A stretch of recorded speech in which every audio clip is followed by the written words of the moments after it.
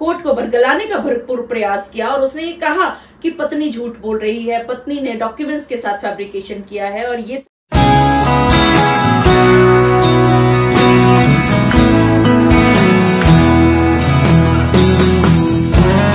एक सवाल जो आप सभी को सबसे ज्यादा परेशान करता है, जब आपकी पत्नियां आप पर खर्चे का केस दायर करती हैं तो उस समय पर आप उल जलूल ऑब्जेक्शंस लेते हैं। आपके पास उन सभी चीजों का एविडेंस नहीं होता जिन सभी चीजों का आप डिनायल लेते हैं, आप मना करते हैं कि आपकी पत्नी कमा रही है या कम कमा रही है या ज्यादा कमा रही है, इत्यादि इत्यादि इत्यादि। लेकिन उस समय पर आप ये नहीं सोचते कि आप जो भी ऑब्जेक्शंस रेज कर रहे हैं उसके लिए आपके पास पर्याप्त सबूत नहीं है और आप एक कोर्ट से दूसरा कोर्ट, दूसरे कोर्ट से तीसरे कोर्ट पर चले जाते हो और इसका खामियाजा अक्सर आपको भुगतना पड़ता है। आज के इस वीडियो में ध्यान से सुनिएगा।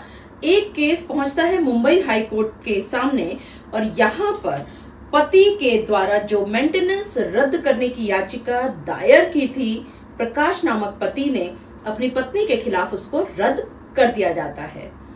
मैं एडवोकेट मोहिनी मोना आप सभी का अपना स्वागत करती हूं और आप सभी देख रहे हैं आप सभी का पसंदीदा चैनल मोहिनी मोना एडवोकेट। अगर आपने मेरे इस चैनल को अभी तक सब्सक्राइब ना किया हो या आप मेरे इस चैनल के लिए नए हैं तो इसको जल्दी से जल्दी सब्सक्राइब कर दीजिएगा ताकि आपको इसी तरह के लीगल इंफॉर्मेटिव वीडियोस की नोटिफिकेशन सबसे पहले मिल सके।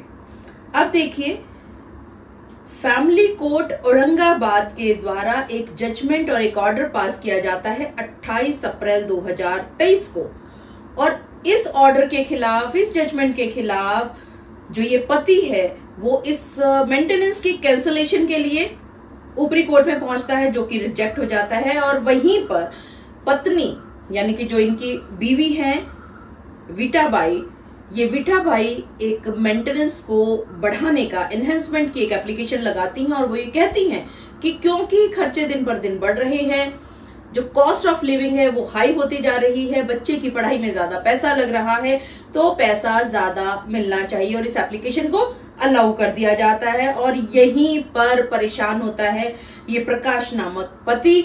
सबसे पहले केस का टाइटल जान लेते हैं, Prakash versus Vithabai and another. Aurangabad bench जो कि मुंबई हाई कोर्ट की है उसने 10 मई 2024 को एक फैसला सुनाया है। ध्यान से सुनिएगा। पहले हम थोड़ा सा फ्लैशबैक में चलते हैं कि क्या फैक्ट्स थे इस केस के। इस पति और पत्नी की शादी होती है 21 मई 2098 को और इस शादी से एक बेटा पैदा होता है। वो बेटा आज एक स्टूडेंट है।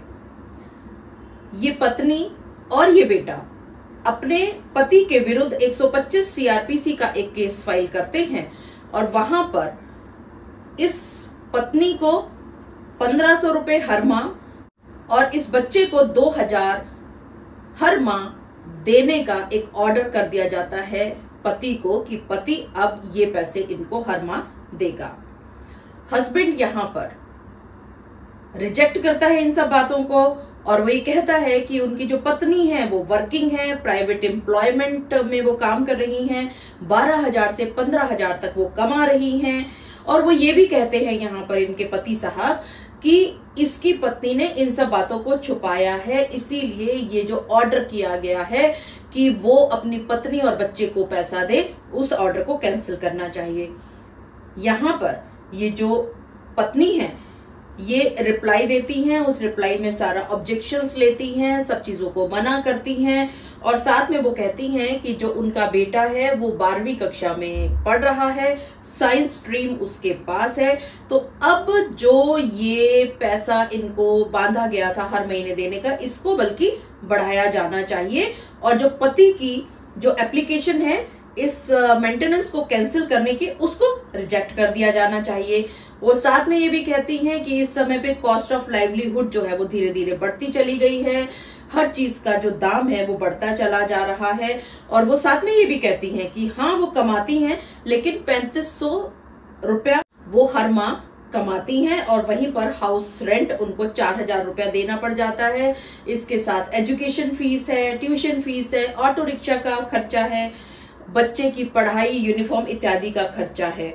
और दूसरी तरफ वो ये कहती हैं कि जो उनका पति है वो रिलायंस कंपनी में काम कर रहा है, 50,000 रुपया वो कमाता है, 2 फोटो स्टूडियो हैं उसके जिससे वो 30 से 35,000 रुपया हर महीने ले रहा है, 2 स्टोरी बिल्डिंग है उनकी सवांगी में जहां से वो 1,20,000 रुपया रेंट पा रहा है। और साथ ही वो ये बताती हैं कि जिस घर में ये पति रह रहे हैं वहां पर भी उन्होंने कमरा किराए पर दे रखा है, 4,000 रुपया किराया उनको मिल रहा है यानी उनके पति को।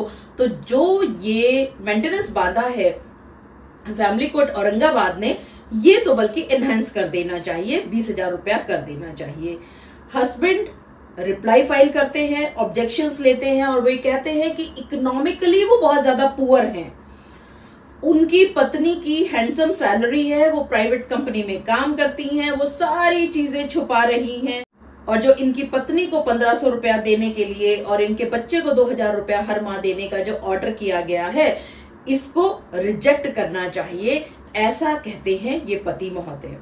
यहाँ पर जो ट्रायल कोर्ट है वो ये कहती है कि एप्लीकेंट यानी कि ये जो पति है ये ठीक से नहीं समझा पाया और ना ही ये प्रूव कर पाया इन बातों को कि क्यों उसकी पत्नी और उसके बच्चे को पैसा नहीं मिलना चाहिए, जबकि इसकी पत्नी ने अच्छी तरह से हर चीज को प्रूव किया है।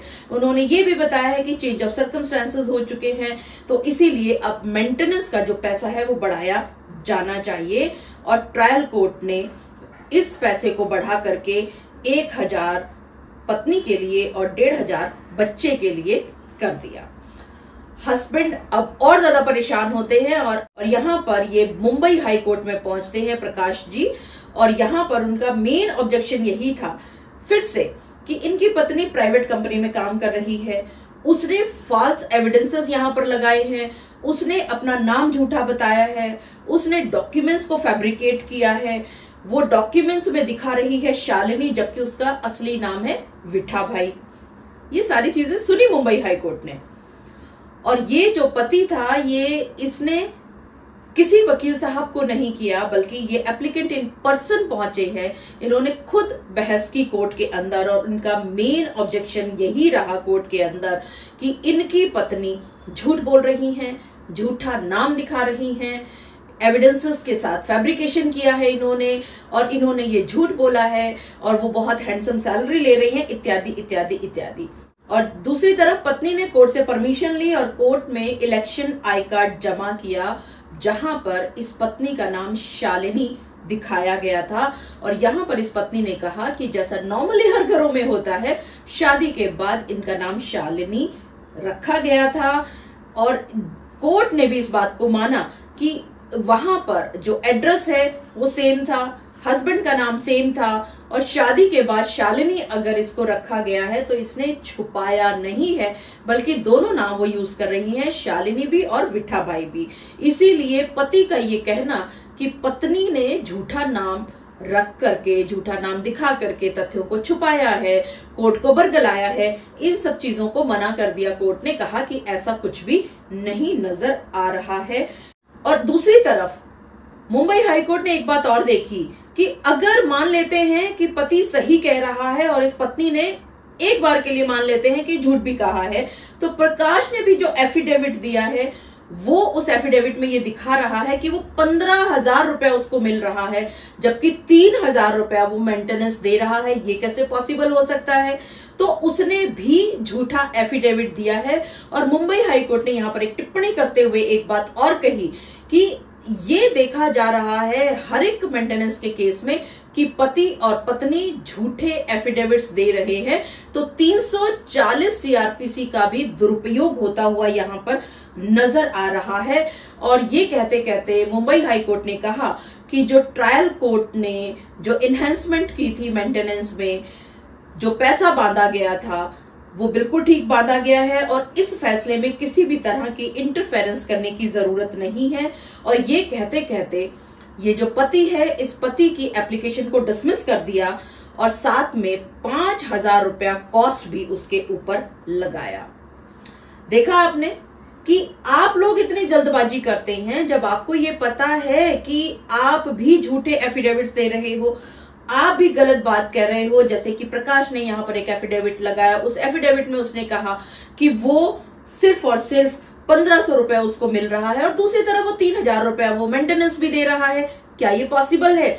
अगर आप खुद ही गलती कर रहे हैं, गलत एफिडेविट्स फाइल कर रहे हैं, तो आपका ये कहना कि आपकी पत्नी ने झूठा एफिडेविट लगाया है या ये कहना कि वो झूठ बोल रही है, जबकि इस पति को, प्रकाश को अच्छी तरह से पता था कि शादी से पहले विठाबाई इनका नाम था, इनकी पत्नी का, और शादी के बाद इनका नाम शालिनी रखा गया था। उसके बावजूद भी उसने कोर्ट में ये बात कही, कोर्ट को बरगलाने का भरपूर प्रयास किया और उसने ये कहा कि पत्नी झूठ बोल रही है, पत्नी ने डॉक्यूमेंट्स के साथ फैब्रिकेशन किया है, और ये सब कहते कहते उसने अपने ऊपर ही गाज गिरा दी। और मुंबई हाई कोर्ट ने ट्रायल कोर्ट के इस फैसले को बरकरार रखा और साथ ही ये जो एप्लीकेशन फाइल की गई थी इस पति के द्वारा इस पत्नी के मेंटेनेंस को रिजेक्ट करने की, उसको डिसमिस कर दिया और साथ ही 5000 रुपया का जुर्माना भी इस पति के ऊपर लगाया गया।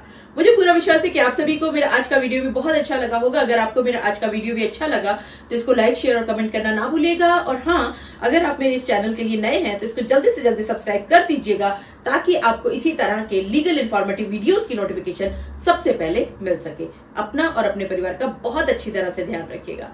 Thank you, take care, bye bye.